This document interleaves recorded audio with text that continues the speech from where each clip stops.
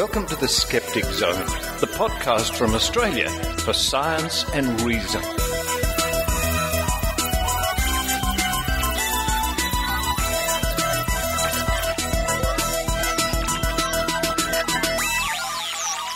Hello and welcome to the Skeptic Zone, episode number 204 for the 16th of September 2012. Richard Saunders here with you from Sydney, Australia. And a little announcement before we start. I've just been elected President of Australian Skeptics.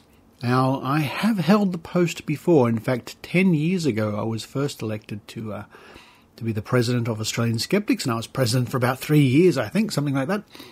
And then other people had some time being President, notably, of course, Eran Segev, who just stood down. And so the committee, in their wisdom, have decided to make me President one more time. It's very different. 10 years is a long time. It's a very different sort of outlook and a very different sort of committee. And skepticism has changed in the last 10 years, of course. So that's great. I hope I can do a good job as President of the Australian Skeptics. But let's look now to what's coming up on the Skeptic Zone. Two of my favourite people in the world, folks, Maynard and Brian Dunning, get together to have a chat. This was recorded at TAM Las Vegas. Brian Dunning and Maynard. Now, it's two people you'd want to be in a hot tub with. It's Brian Dunning and Maynard. Think about that one. Anyway, a great chat with Brian Dunning. He's one of our favourite people. Of course, there are many podcasts out there, folks. Many skeptical podcasts. I think 90-something, someone was telling me. The one I never miss, the one I listen to every week without fail, is Skeptoid. Of course, Skeptoid. That's coming up at the top of the show. Then after that, it's the return of Dr Rachie Reports. Dr Rachel Dunlop is going to be telling us more fun games with our wacky and crazy and zany Therapeutic Goods Administration. What are they up to this week?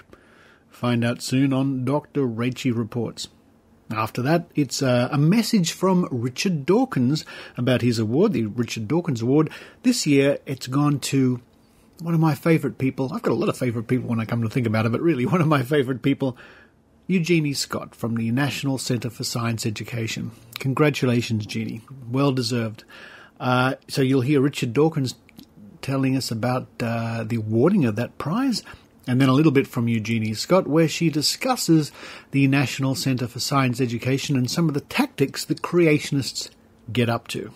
And to wrap up the show, Maynard's back one more time to talk to an old friend of mine, Garry Dalrymple, who is one of the organisers of FreeCon here in Sydney, which is a free science fiction and fantasy convention. That's coming up very soon. More details at the end of the show. Lots of action happening in our solar system just lately, folks. Voyager, one of the Voyager spacecraft has crossed some sort of boundary, some sort of area, and heading off into interstellar space. And our reporter Maynard has reminded me that, of course, he spoke to Susan Dodd, who is the project manager for Voyager. And that was on episode 183 on the 21st of April. So it's worth re-listening to if you have a mind to hear about this sort of space goings on. Of course, we're all being amazed by the lovely, gorgeous photographs coming back from the Curiosity rover at the moment. Now, speaking briefly again as President of Australian Skeptics, I hope you will join me, Sydney-siders, for our dinner on the 29th of September, where we're going to be hearing from Tori Shepherd, Punch columnist and chief reporter for News.com, who will give us a lowdown on the media's embrace of the paranormal and the pseudo-scientific. Can't wait for that. Love the old skeptics dinner talks. They're great evenings. Head to www.skeptics.com.au to book your ticket. That's on the 29th of September. And of course, I hope you'll be joining me and James Randi and DJ Grothy and Dr Rachie and Rebecca Watson and many, many more people at the Australian Skeptics Annual Convention. It's going to be in Melbourne at the end of November. Tickets are selling out fast. Don't miss this opportunity to meet lots of great people.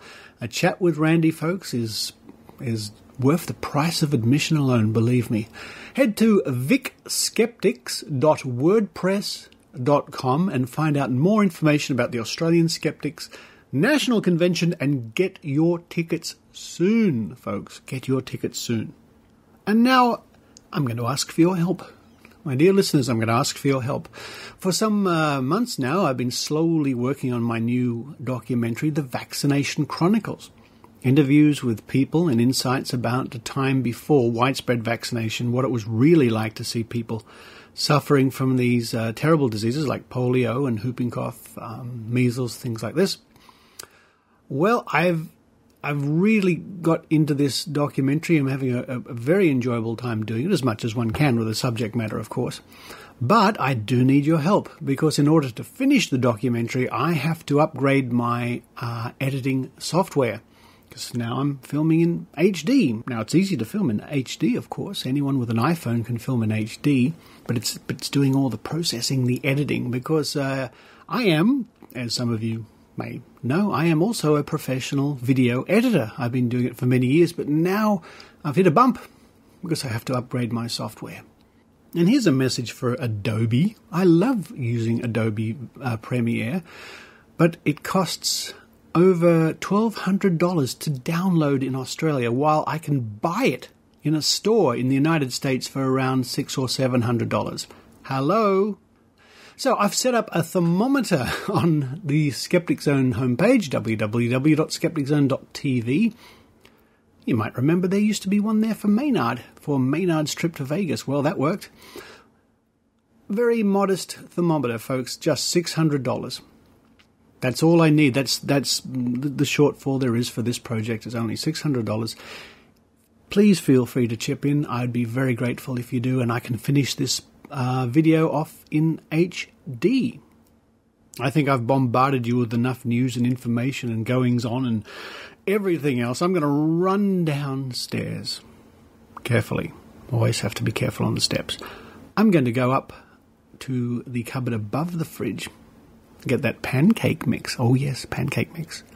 Mix up myself some lovely fluffy pancakes, some butter on the top and maple syrup. How about that? While I do that, I hope you enjoy the Skeptic Zone.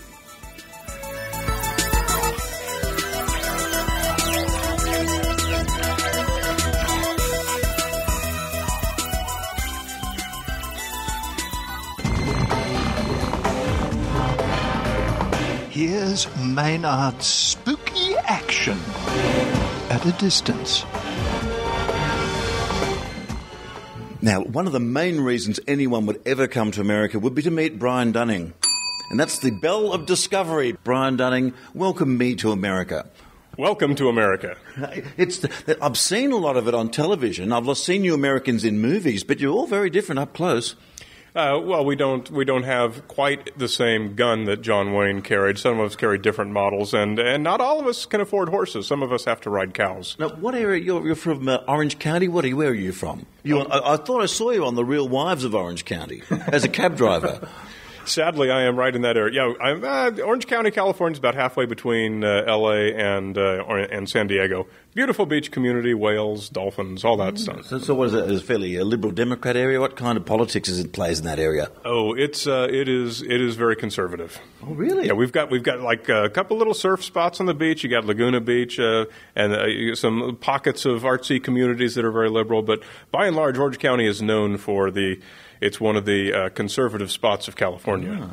So is there any skeptical issue that goes on in that area that you're aware of? Is it a big anti-vax area, for example?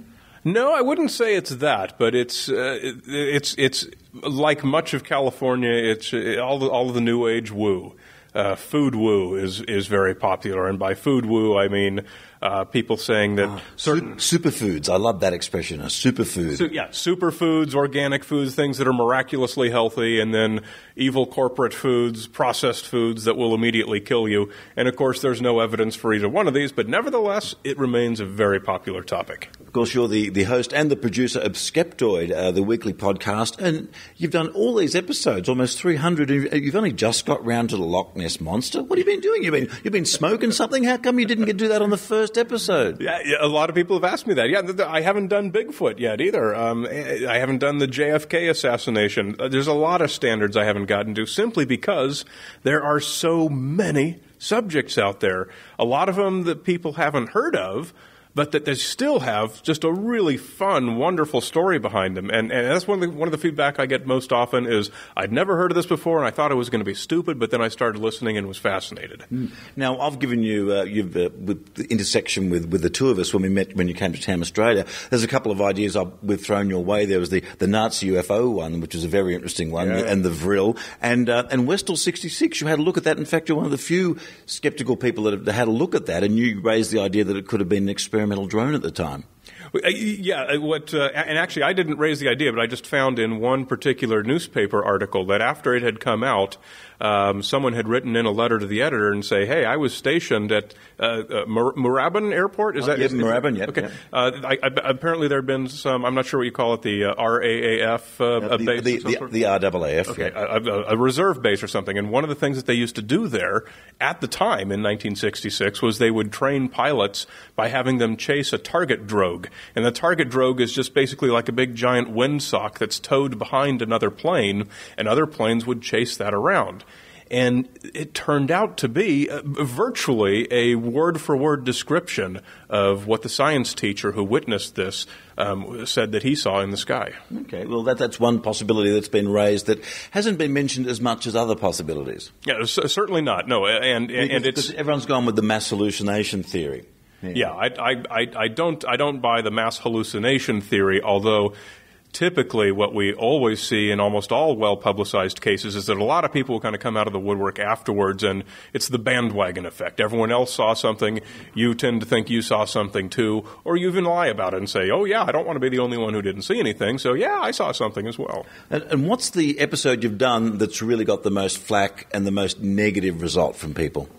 That always comes to when you're looking at a particular science that has political ramifications. I did one on DDT, the pesticide that is used a lot. I mean, that DDT created the Panama Canal, for example. That's what kept the workers alive. And it's used now in places like Africa and India, where we still have very severe problems with malaria. However, a lot of people strongly dislike the use of DDT. It does definitely have environmental impacts. It has been shown to be strongly correlated with eggshell thinning. There's no doubt that it's a very imperfect insecticide, and we have better insecticides now. The thing with DDT is it's just incredibly inexpensive. And when children are dying, sometimes you got to say, well, we have to decide between how many bird shell eggs do we want thinned and how many kids do we want to decide.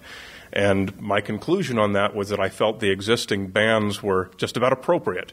And that drew a huge amount of ire from largely from the people who oppose the use of DDT. And when you make a mistake or even look like you've made a mistake, they aren't backward in coming forward, are they, the people with the emails? I try to, obviously I'm going to make mistakes all the time, and I try to correct them whenever I do. I usually go back and correct the transcripts on the website, and every so often, maybe every 3-4 months or so, I will put out an episode that's exclusively dedicated to corrections and errata and boo-boos and blunders and so forth. And I think people really enjoy those because they're just as interesting. And what do you thought has been the mood here at TAM this year, at 2012? Has it had a special feel to it? As my first one, I have no idea. What has been the theme this year? What has been the feeling? There's so many first-time attendees here. I've seen they have these first TAMer badges which I'm wearing. You're wearing one right now. I've seen more of those than I have at any previous event, which is great.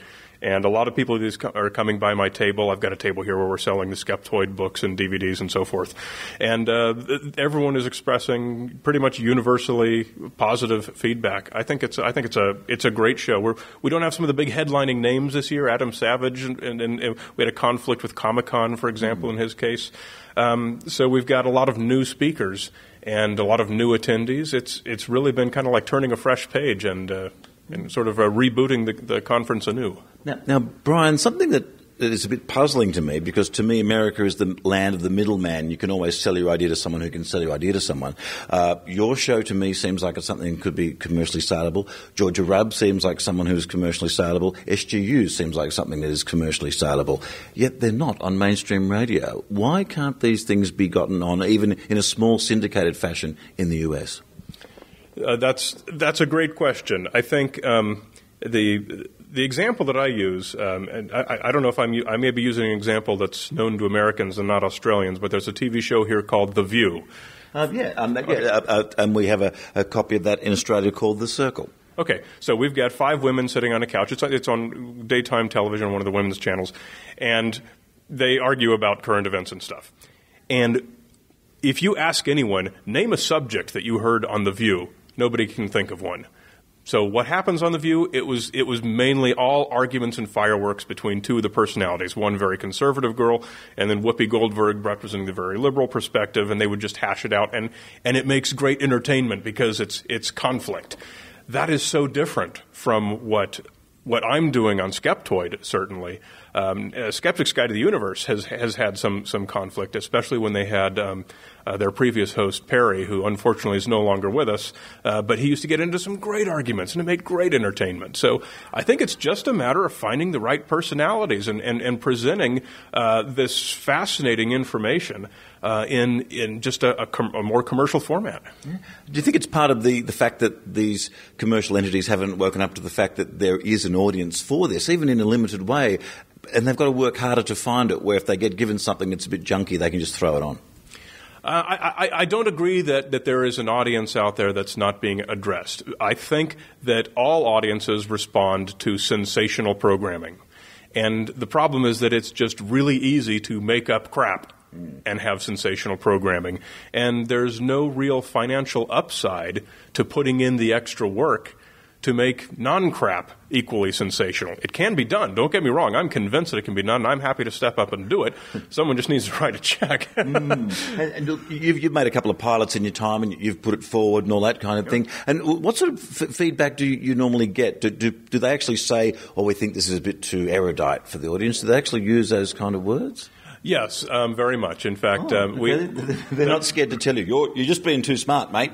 No, I mean, they want the shows that they want, and they're happy to tell you exactly what they want. They told us that the one pilot that we made called The Skeptologist, where we had a team of expert PhDs and everything, we would go out to the scene and debunk the pseudoscience. And they told us straight out, the first thing we would do is fire your cast and hire a bunch of 20-something-year-old people who chase ghosts. And when we told them, hey, the selling point is that these people know what they're talking about, it's really good information, they couldn't have cared less. They want sensational information. They don't care whether the people know what they're talking about or not. So how do you select a topic for a Skeptoid each week? You said there's always so many to choose from. You're not going with sensationalism, you're going with topicality sometimes, but how do you make your selection? It's just something, people send them to me, first of all, so I always have a massive list of ideas to go through. And it's just something that whatever picks my not my funny bone, my skeptical bone, but me use language. Whatever gets me excited, because it seems like an interesting topic to research, because so many of them are fascinating. The one I'm working on right now is there's a bridge in Scotland where dogs have been committing suicide, jumping off the bridge. Now, on the one hand, there's not too much to say about that, but on the other hand, there's got to be something going on there. How do we find out what it is? Why do people believe that there's this legend? Does the legend actually exist? Has this actually been going on? And if so, what's the cause? So there actually is a lot to talk about. So of all the phenomenon you looked at over the years on Skeptoid, which is always, it's a great listen, because I always, as I leave work, as I'm driving on the F3 from Newcastle to Sydney, that's when I usually have a listen to it. It's almost like my working week's over. It's a good little get into it, and then I get at about 120k and go down the highway and listen to Brian's voice. Kind of a dangerous thing. And what was what has been the one thing you've looked at that you kind of wish was true of all the phenomena, of all the ones, and it could be true, you just could be wrong. I mean, what is one of the things you go, well, that'd be great if it was true? Anything pertaining to what's essentially a human superpower anything like the ability to read minds, remote viewing, being able to see things that with extrasensory perception. Even the stories you've heard where a car rolls over on top of someone and the mom comes over and with superhuman strength lifts up the car. It turns out that there's a very limited amount of truth, certainly not as much truth as it's commonly believed. All of these superpower type things, we'd all love them to be true because we all wish we had superpowers, and I think that's got a lot of the reason to do with why these beliefs are so popular with people. Now, you've been to Australia, you're good friends with Richard Saunders and Rachel Dunlop. How do you see the differences between the way the skepticism is approached in Australia and here in the US? Is there a main difference you can spot? The difference I can spot is that you guys have Dr. Carl. Dr. Carl does so much for improving the public level of intelligence in Australia, and the United States does not have the benefit of that. I honestly give Dr. Carl personally a lot of credit because I see a lot more per capita enthusiasm about science and skeptical thinking in Australia than I see in the United States. Do you think it's because no one here wants to give someone a platform like that, a national platform like the ABC has done with Dr. Carl? Yeah, well, I mean, the U.S. is the head of cheap entertainment, and cheap entertainment means just chasing ghosts. So we've got Dr. Carl, you got Dr. Oz. Yes, we for a long time we had on the radio Dr. Dean Adele, and he was America's doctor, and a great guy, great skeptical analysis, big opponent of alternative medicine and everything. Dean Adele unfortunately retired, and now America's doctor, Dr. Oz, and we have exactly the opposite, a wholesale promoter of quackery and nonsense. And I asked Michael Shermer and a few other people recently, have you found a great science website you've gone to recently? Obviously, Skeptoid.com is a place to go to get a lot of great information, but is there a site you've been looking around that go, wow, that's a good one, that you'd like to recommend to us? I go to these websites all the time because I have interesting news stories that I put in my weekly email newsletter, and I have a daily Skeptoid tweet that goes out on Twitter. So I've got to come up with a lot of neat stuff.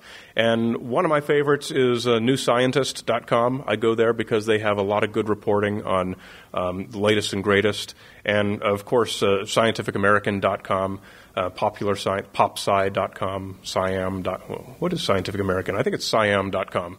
Okay. And just so the people that have put in money to get me out here over this weekend, could you just let them know that I have actually been working hard and have not been drinking with you at the bar every night? Well, I will say this is the first time I've actually seen you at the conference this week. That's not true, of course. No, Maynard's a great guy. He's made a ton of friends here, and he's really quite one of the personalities of the conference. Right. Look, Brian, great meeting you once again. And I think it's your turn to come down under this time, and I do mean the country.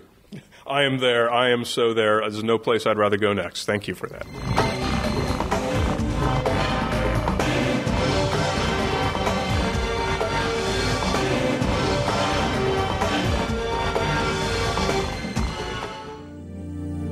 Hi, this is Tim Farley. You probably know me from whatstheharm.net, a catalog of the real-world harm caused by lack of critical thinking. But that's not my only project. I present at Skeptic events. I post a daily Skeptic history fact on Twitter and Facebook, and I blog about using new techniques on the internet to advance skepticism. Come over to skeptools.com and check out my latest ideas. But first, enjoy the rest of the Skeptic Zone.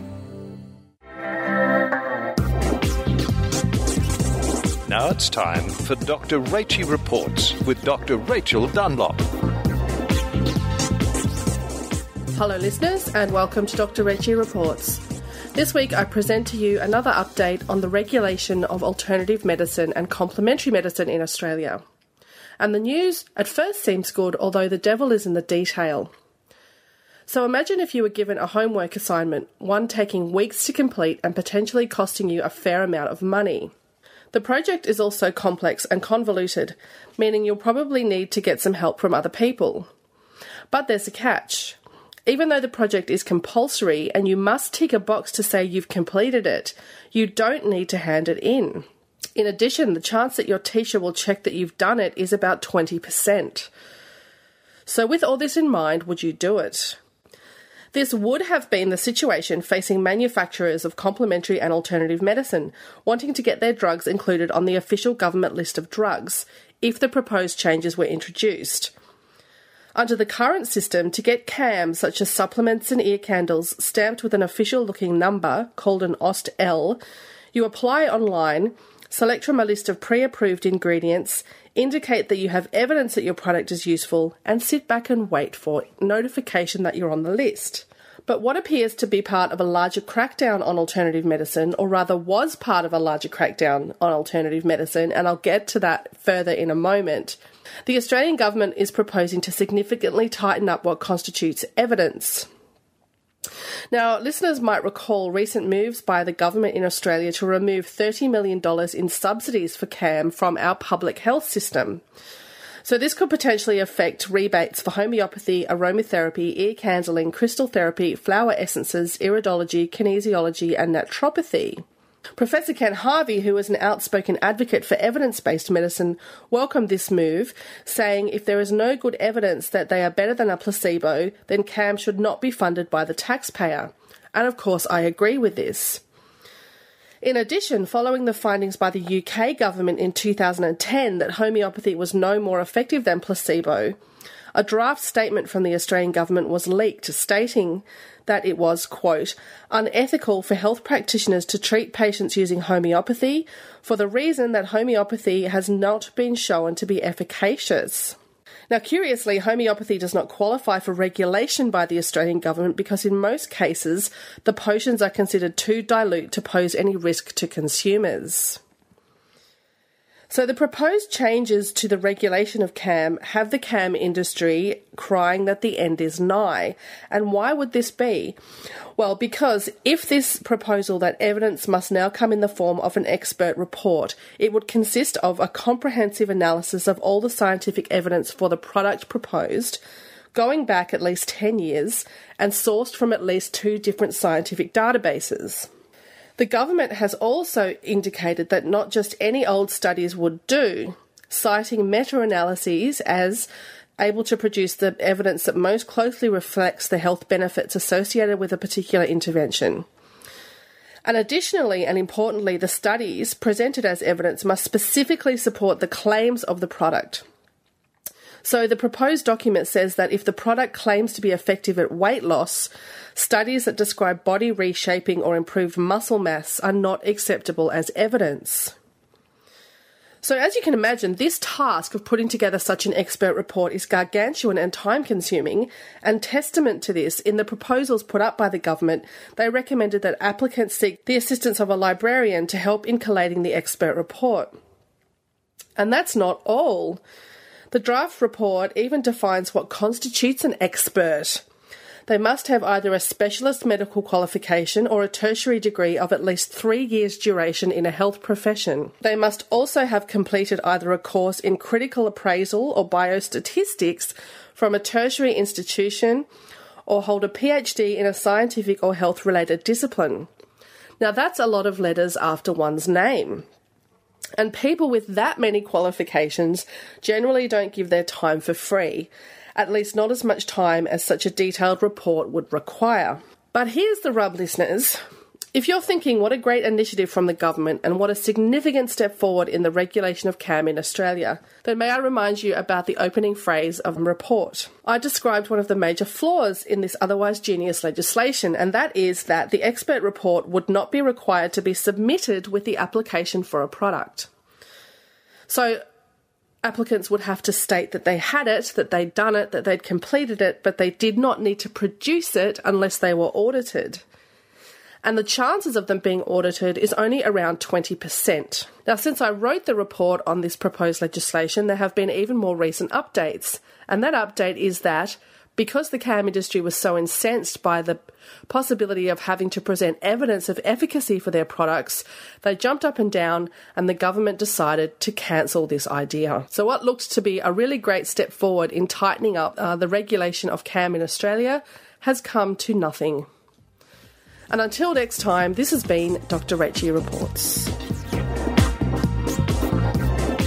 Dr Rachael Dunlop is one of Australia's foremost media commentators in matters concerning so-called alternative medicine. She has appeared on national radio and national television. Dr Rachie is available for interviews, and you can contact her at Rachel, at skepticzone.tv.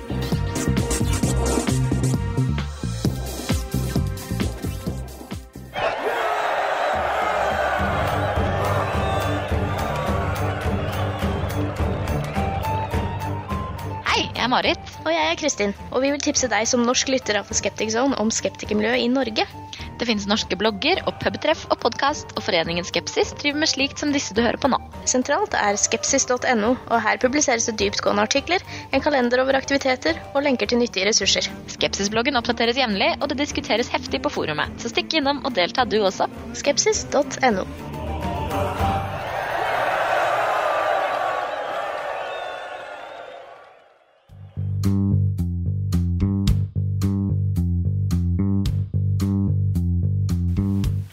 Eugenie Scott is one of my very favourite people, although we have our civilised disagreements, as I shall tell. In the battle for rationality in America, especially in American education, my own subject of evolutionary biology is in the front-line trench. And Dr. Scott is the commanding officer, the master strategist on our side, the general in charge of intelligence and strategic planning, as well as the field officer in charge of tactics and battle order. Yet she does it all with a most unmilitary grace and charm. It's impossible to meet Jeannie without loving her, whether you agree with her or not. Not surprisingly, her distinction has been recognised with numerous honorary degrees and other honours, too many to list. Of course, no one person could achieve so much on her own. And another of Jeannie's great strengths is that she's a team player as well as a leader. She's built up the National Centre for Science Education, NCSE, so that it's now a formidable combination of think tank and commando unit of shock troops. I was made to feel very welcome when I visited them in their offices in California a couple of years ago and was privileged to sit in as a guest in one of their weekly brainstorming meetings chaired with humour and good fellowship by Jeannie. There's a delightful air of informal competence. You get the feeling they're not awash with money, unlike the ludicrously ill-named Discovery Institute, but the NCSE is very much awash with ability, intelligence, initiative, loyalty and drive. And the inspiration for that kind of excellence comes from the top, from Eugenie Scott herself. I said we have our civilised disagreements, and she wouldn't wish me to duck the issue. I think she's soft on religion. She is, of course, not religious herself, though she'll hate me for saying it. She's too intelligent and well-informed to be religious. But she respects religion in a way that I do not. I can imagine good tactical reasons for pretending to respect religion, the same reasons that I like to think lead President Obama to profess Christianity, the same reasons that lead 534 out of 535 members of Congress to claim to be religious, a statistical implausibility, if not impossibility. But to pretend to respect religion is different from really respecting religion, which is the one place I cannot go with Dr. Scott. We are today celebrating a great science educator, a gallant fighter for the cause of science and reason, a brilliant woman, universally admired role model at the height of her very considerable powers. Jeannie is a true scholar, deeply read, not just in the scientific literature, but also in the bizarre counterculture, anti-culture of creationism. When she reads Duane Gish or William Dembski, Ken Ham or Michael Behe, Philip Johnson, or even Ray Comfort, the Banana Man, she doesn't, as I might, simply hurl the book at the wall. She reads it, studies the methods of these people, learns their tricks, cross-references their ignorant mountebankery, traps them in inconsistency, unmasks their double talk, exposes their deceits and their pretensions. And as a bonus, she's recently opened a second front against climate change deniers, and without neglecting the earlier campaign, has rallied her forces to start all over again. Eugenie Scott is a powerful friend to our rationalist movement, inspiring people to take action, to become involved. If there's one honour greater than all others that we could bestow on her, it would be to support her work, both financially and in action. We need more people to defend science, and hardworking and dedicated as Jeannie and her colleagues are, they cannot do it alone. So I now make a personal appeal to all of you to visit the NCSE website and see what you can do to help.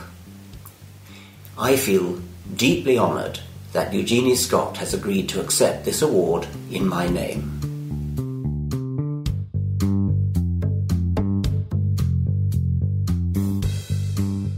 I'm Eugenie Scott. I'm the Executive Director of the National Center for Science Education. We're in Oakland, California. We're a membership organization. Most of our members are scientists, teachers, people concerned about church and state separation. We monitor the creationism and evolution controversy, and we try to help teachers and school boards and legislatures and citizens to cope with pressures against the teaching of evolution. So, in the 25 years or so that we've been doing this, we have found that there are three arguments that pretty much any creationist contention can be put into. If it's a video or a letter to the editor or a comment on a talk show, whatever, it'll pretty much fall into one of these three categories, and we call them the pillars of creationism. I'd like to tell you a little bit about the pillars and why they're important to recognize, because you as a scientist or a citizen who enjoys science, who is interested in science, I hope is concerned about what's going on in American public schools and the science classes there. Because at NCSE, we hear a lot about pressures from school boards upon curriculum. We hear pressures upon individual teachers from parents. We hear about pressures from school boards or state legislatures that trickle down to the classroom teacher as well. And in all of these cases, there's been this continuing story for over 30 years of people who don't want kids to learn evolution. And even though there have been various ins and outs of the creation and evolution controversy, and the creationists have always lost in court, this is an evolving target because creationism morphs, shall we say, in response to the legal environment. There's natural selection going on here. And we have different forms of creationism, and the current form of creationism that we're coping with, that we're monitoring at NCSE today, is perhaps the most difficult to fight because it doesn't appear to be the kind of thing you can challenge directly in court. At any rate, I'll get to that in a moment. So let me tell you about the pillars of creationism, because as a concerned citizen, as a scientist, I hope you'd be able to recognize them and understand the refutations of the pillars so that you can hopefully contribute to your own community or state and help to improve science education. The first pillar is the pillar which challenges the science of evolution. The claim is often made that evolution is a theory in crisis, that scientists are giving up on evolution, that more and more scientists are rejecting evolution as a failed theory. That will come as a surprise to scientists, but this is the claim that is made, and it's made very, very loudly on talk radios, on blogs, on letters to the editor, and so forth. The second pillar of creationism is an ideological pillar. It's the religious ideology that evolution is incompatible with my religious views, therefore evolution cannot be true. And this takes various forms. The strongest form is if an individual is a biblical literalist or a Quranic literalist.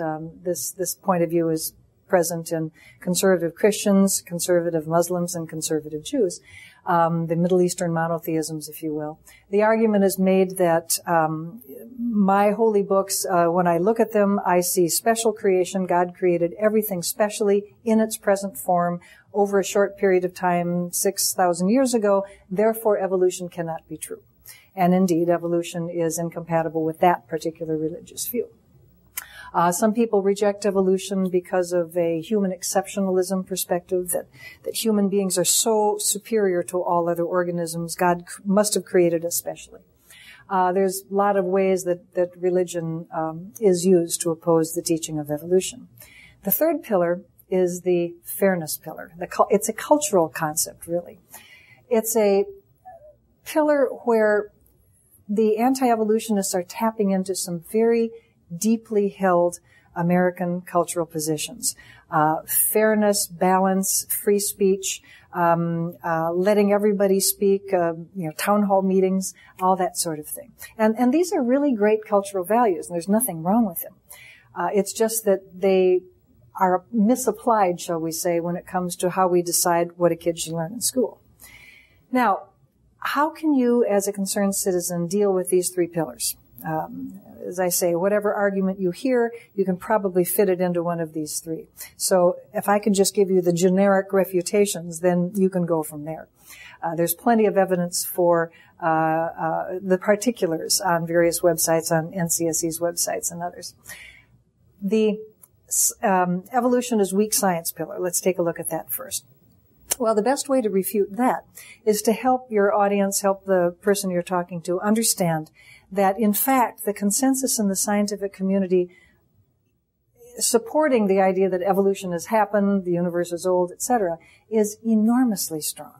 There have been many surveys of scientists. There's been a lot of survey research of scientists showing upwards of the high 90% of scientists accept the idea of evolution.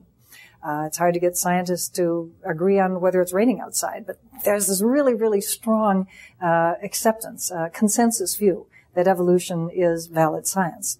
But the public doesn't know this. In the few surveys that have been done where the members of the public have been asked, do you think scientists agree that evolution has happened?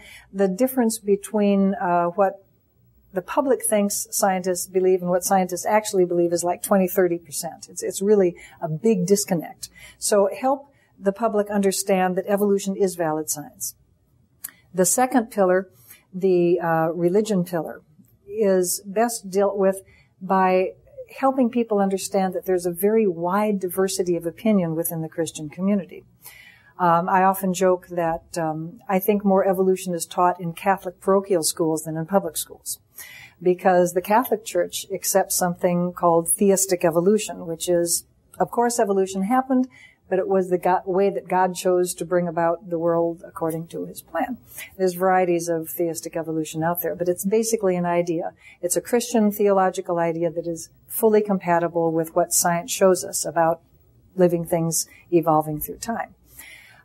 Catholics, mainstream Protestants' official theology is, in fact, theistic evolution. So it is not the case that if you are a Christian, you have to reject evolution. Some Christian views, absolutely, but not all Christian views. Most people think there's a dichotomy. On one side is atheist evolution, on the other side is Christian creationism, but that's false. That's just empirically wrong. It's not a dichotomy, it's a continuum. The third pillar, the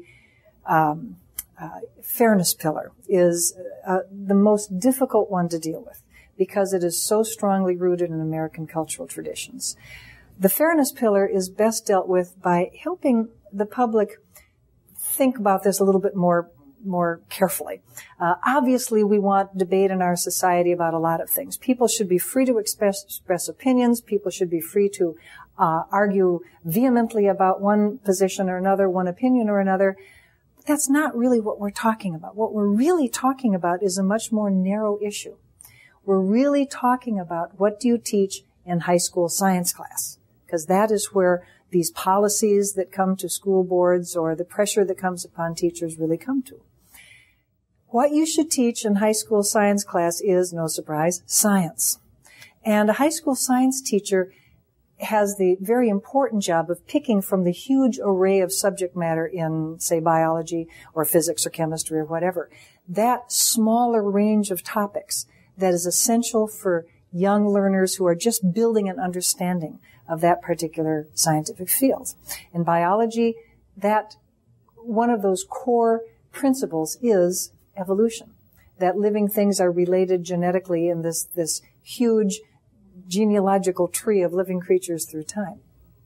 So help the public understand that we're not talking about inhibiting anybody's free speech. We're not talking about science being dogmatic and forcing views upon students. We're talking about doing the same thing in high school biology class as we do in physics or chemistry, or, for that matter, mathematics and English literature and geography.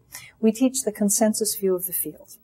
Now, if the creationists or the intelligent design people or anybody else who challenges evolution wants to make the argument that they have a valid science that deserves to be taught in the public school classroom, knock yourself out. But your job is to convince the scientific community first. What is happening is that because of the politicized nature of American education, curriculum decisions are made by elected officials, and elected officials are looking over their shoulder at who votes, as opposed to necessarily paying attention to what's, the best curriculum. Because American education is politicized, there are pressures upon teachers outside of science to change the curriculum one way or the other. They should be protected from that. Students should not be the platform upon which we fight the culture wars. Let the creationists or the intelligent design people or the anti-evolutionists demonstrate to the scientific community that they have valid views, that evolution is either weak science or that they've got a better alternative, and it'll trickle down to the high school if it makes it into the consensus. They argue fairness, frankly. To teach students that something is not valid when there's such a strong scientific consensus about it is the most unfair thing you can do.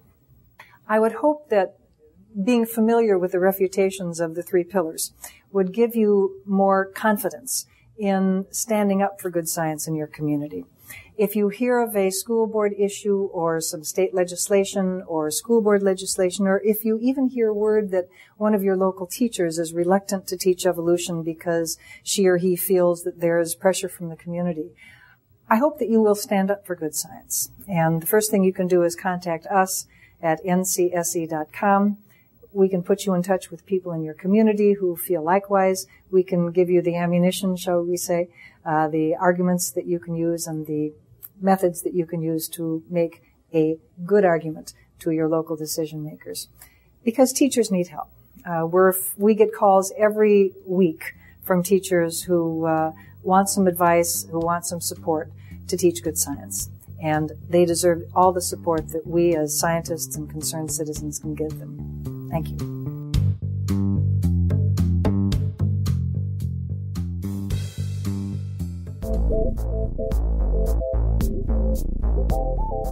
Hi, this is Brian Dunning from the Skeptoid podcast at Skeptoid.com. For 15 years now, Dr. Bob's Trivia Quiz has been a part of Australian skeptics. Each month, the mysterious Dr. Bob comes up with questions that defy all logic and reason. Only the best of the best dare attempt to answer these brain twisters, and no, Google won't help you. Visit drbobsquiz.wordpress.com, that's DRBOBS quiz.wordpress.com, to take part and to see the complete archive of Dr. Bob's Trivia Quiz. I'm Brian Dunning from Skeptoid.com.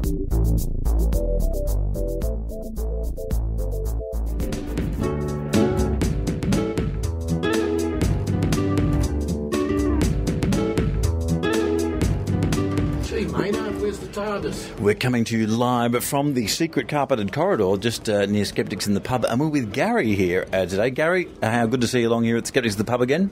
Yes, and I'm excited to be taking part in this corridor conversation. You see them going on, you hear them on the podcast, and now you're actually part of it. Well, it's like joining a secret club, though. We got a handshake or something like that? Well, there will be a special one later. I guess you'll feel like your life is over once this interview is done, because it's all been done, really. Well, that's only if you believe in a single life. If you believe in past and future lives, and obviously you've got a much broader perspective on this sort of thing, which has got nothing to do whatsoever to do with Freecons. But it could, because we're here to talk about Freecon, which is on at the UTS, and I've been to the Skeptic camp there a couple of times, and this is a much broader thing involving a whole lot of other things. Try and explain it in a capsule to the Sydney listener that can get along there. I'm glad that I mentioned the sort of multiple lives, because there are certainly a lot of life happening at a Freecon.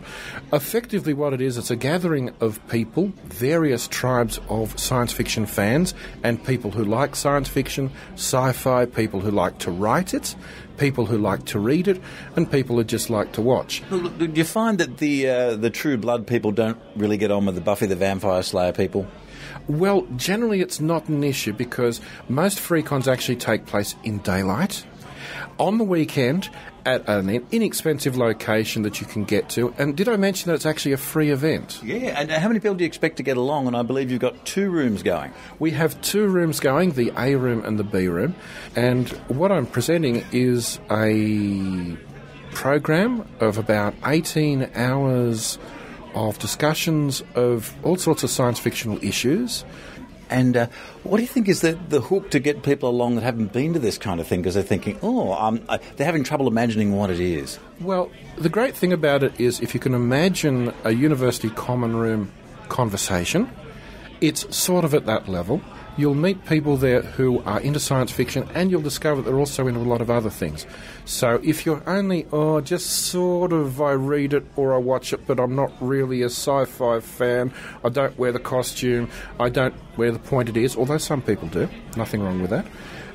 You'll probably find there people who will be on your wavelength more so than the people at work or your immediate family who, just ignore him, he's a sci-fi nut.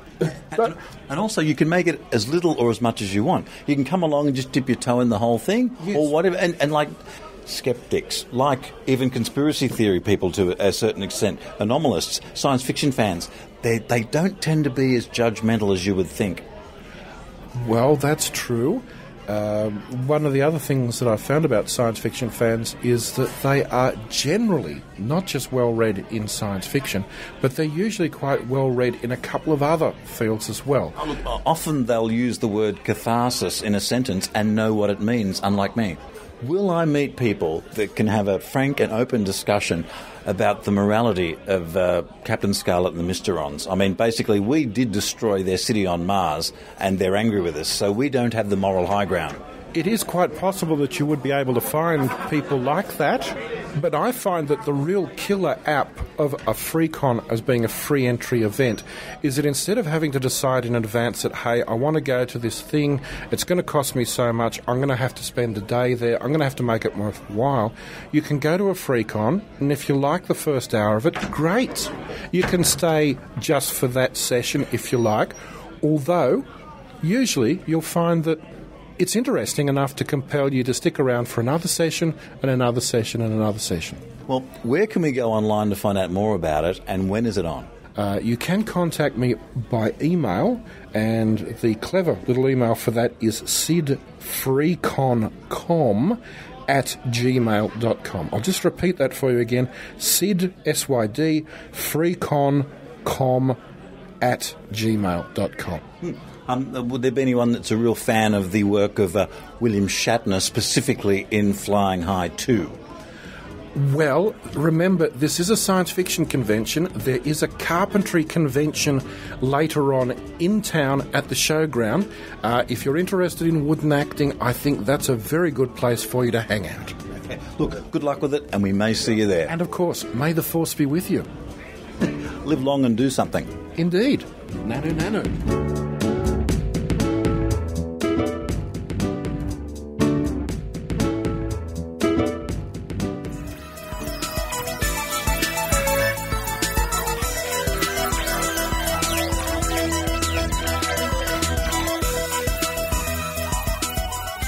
Thank you for listening to The Skeptic Zone.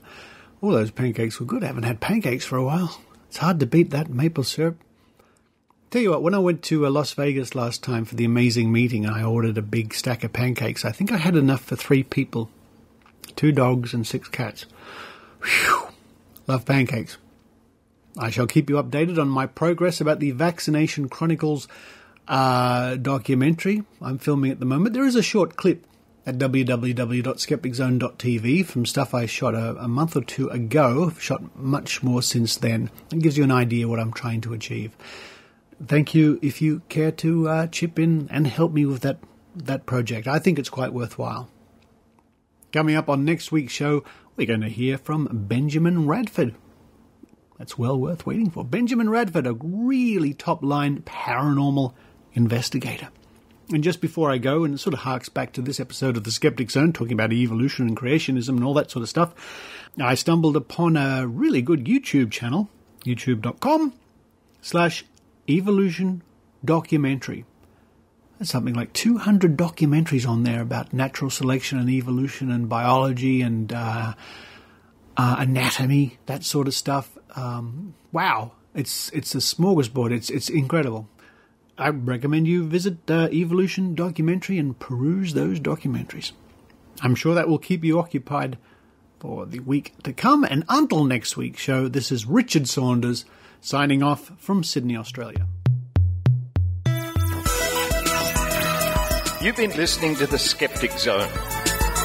Visit our website at www.skepticzone.tv for comments, contacts, and extra video reports.